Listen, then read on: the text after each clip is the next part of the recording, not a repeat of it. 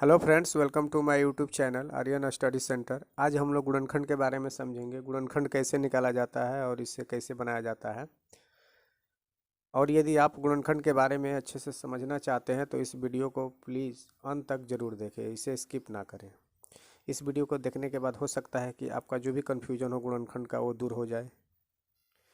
चलिए हम लोग चलते हैं अपने सवाल की तरफ। तो सबसे पहले देखिए, यहाँ पे मैंने दो सवाल लिखा है और इन दोनों सवालों को दो अलग अलग विधि से बताऊंगा। आपको जो विधि अच्छा लगे, जो समझ में आए, उससे आप गुणनखंड बना सकते हैं। तो सबसे पहले सवाल नंबर 1 है हमारा 2x² प्लस 5x प्लस 2। गुणनखंड निकालने का तरीका है कि सबसे पहले क्या करते हैं कि जो शुरू का नंबर होता है x² के साथ में जो नंबर होता है उसको, और जो अंत का नंबर होता है उसको, दोनों का मल्टीप्लाई किया जाता है, गुणा किया जाता है। तो यहाँ शुरू में भी 2 है और अंत में भी 2 है, तो 2 को 2 से गुणा करेंगे तो हो जाएगा 4। अब इस 4 से हमें ये बीच वाला नंबर लाना होता है। इस 4 से हमें बीच वाला नंबर 5 लाना है।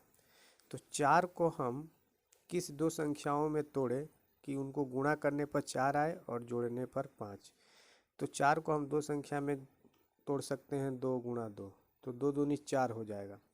गुणा करने से 4 तो हो रहा है, लेकिन जोड़ने से और घटाने से 5 आएगा क्या? नहीं आएगा, क्योंकि जोड़ने से 2 2 4 होगा और 2 में 2 घटाएंगे तो 0 हो जाएगा, 5 नहीं आ रहा।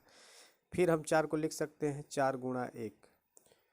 तो 4 गुणा 1 लिखें तो 4 एकम 4, गुणा करने से 4 आ रहा है और जोड़ने से 4 में यदि 1 जोड़ते हैं तो 5 हो जाता है। तो हमारा ये 5 जो बीच का नंबर है वो आ जाता है। इसका मतलब है कि यहाँ पर हम 4 गुणा 1 को सही मानेंगे।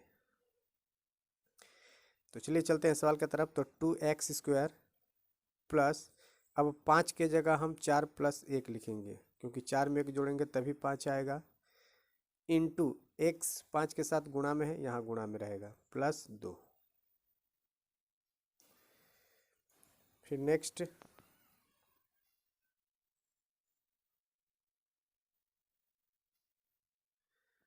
2x² प्लस, अब ये जो ब्रैकेट के अंदर दो संख्या है इनको x के साथ गुणा कर देंगे। तो 4 को x से गुणा करेंगे 4x हो जाएगा।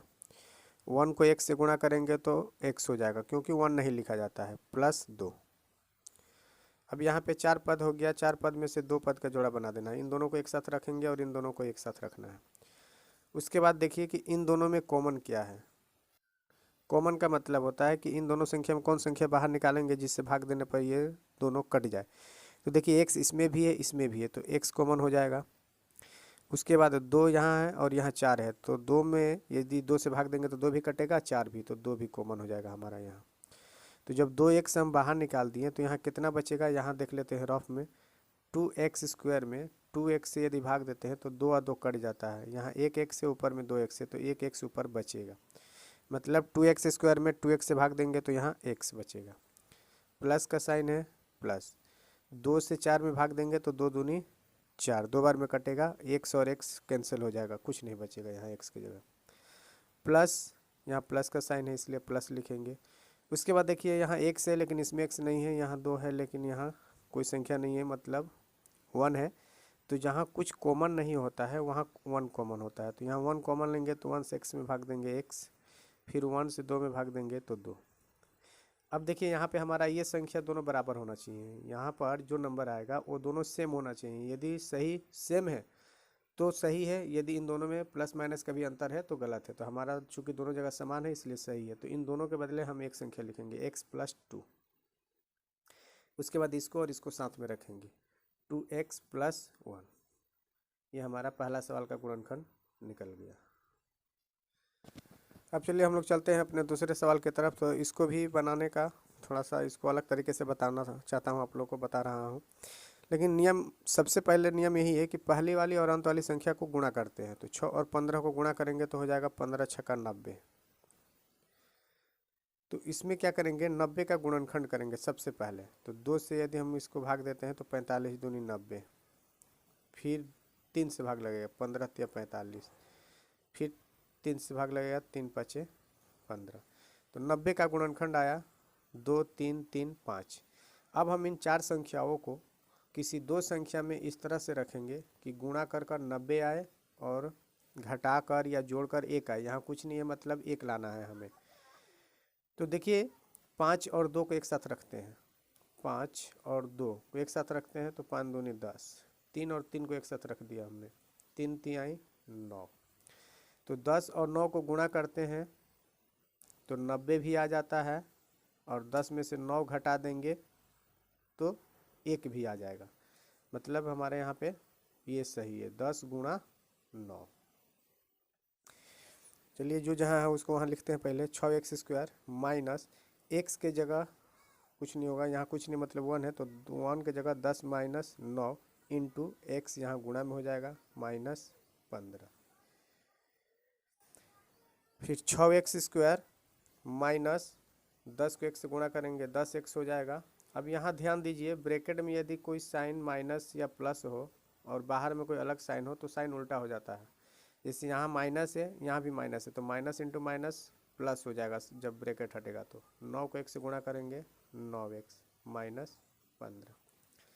अब यहाँ भी समझ लीजिए, देखिए 10x से यदि प्लस 9x घटाते हैं तो -1x बचेगा। उसके बाद क्या करना है कि दो संख्या में, अभी बताया ऊपर वाले सवाल में कि दो संख्याओं को यहाँ जोड़ा बना देना, इन दोनों को एक साथ रखना है और इन दोनों को एक साथ। अब इसमें कॉमन क्या है, तो इसमें कॉमन तो सबसे पहले x है क्योंकि x दोनों में है। उसके बाद 2 कॉमन लेंगे क्योंकि 2 से 6 भी कट जाता है और 10 भी, तो यहाँ 2 कॉमन ले लिए। तो 2x यदि 6x में भाग देंगे तो 2 तिहाई 6x, 2 ठोपर में x है तो 1 कट जाएगा, 1 बचेगा 3x माइनस 2 पाँचे 10, x और x कट जाएगा, कुछ नहीं बचेगा यहाँ, प्लस अब 9x -15 में देखिए यहाँ तो x एक में है एक में नहीं है, तो x कॉमन नहीं होगा। क्या कॉमन हो सकता है यहाँ 3, क्योंकि 3 के पहाड़ा में 9 भी आता है और 15 भी, तो 3 यहाँ कॉमन लेते हैं तो यहाँ बचेगा 3 तिहाई 9 और x, फिर प्लस इंटू माइनस, माइनस 3 पाँचे 15। देखिए दोनों जगह सेम संख्या आ गया, तो 2 के बदले हम 1 लिखेंगे, 3x -5। उसके बाद इन दोनों को एक साथ 2x + 3, ये हमारा गुणनखंड कंप्लीट हो गया। आशा करता हूँ कि यह वीडियो आपको अच्छा लगा होगा। यदि आपको यह वीडियो अच्छा लगा है तो प्लीज़ इसे अपने दोस्तों में भी शेयर करें, और